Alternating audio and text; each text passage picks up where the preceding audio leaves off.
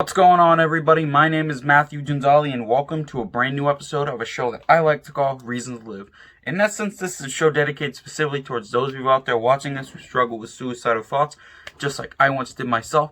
Remind you that there are dozens, hundreds, thousands, millions, billions, trillions, decillion, infinite reasons why you, yes you, should choose life. Now, the topic of today's episode is just getting to have a you day / a me day. You know what I mean by that? It's a day that you spend just doing whatever it is that you enjoy. Yep, this day is specifically for you, not anyone else. And it is one of the most rewarding, fun things that I have in my life. Yes, I have responsibilities like a job, pets, and all that, but I always manage to squeeze in some time for myself too. And that's really worth it, and honestly, it kind of keeps me sane. I just ordered my lunch. It's going to be here soon. I'm going to be doing some light reading when it comes with this beauty. And yeah, just take a me day for yourself. That can be a reason to live. Now, it might not seem like this big, gigantic reason to live, but hear me out. As long as it's something that brings you excitement, like a nature walk, or just going out to a lunch that you want by yourself, there's still value in that. There's still a reason to live for that. And if you were to die today, you would never get to experience another me day ever again, would you? Now, before we get going, can we have a quick little 1v1 with you and me? Please check out the links in the description below when you're done watching today's video if you feel like you need help. Put 5 mental health resources that you could use depending on your situation.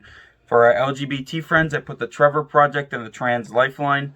For those of you out there who've unfortunately had to deal with things such as sexual assault or anything along those lines, I put the National Sexual Assault Hotline number for you.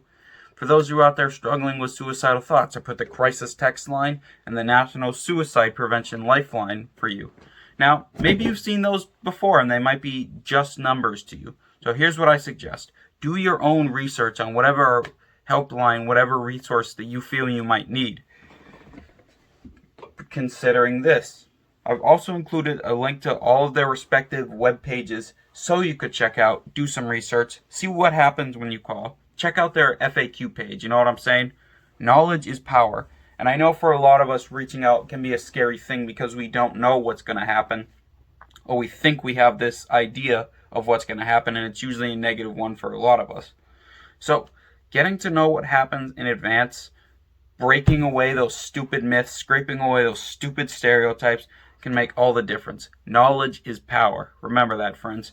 Also, if you feel like it, please check out the first link in the description below. That's going to take you to an article by BuzzFeed News that explains in very much detail what happens when you call the National Suicide Prevention Lifeline or text the Crisis Text Line. If you're wondering about this, it's a Nightmare on Elm Street poster. I have a shit ton of posters, but anyway, I'm getting ahead of myself, sorry.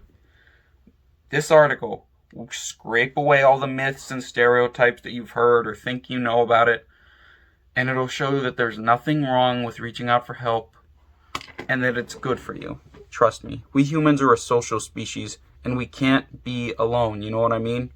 It's not in our brain. Autism or not, that's not how the human brain is wired.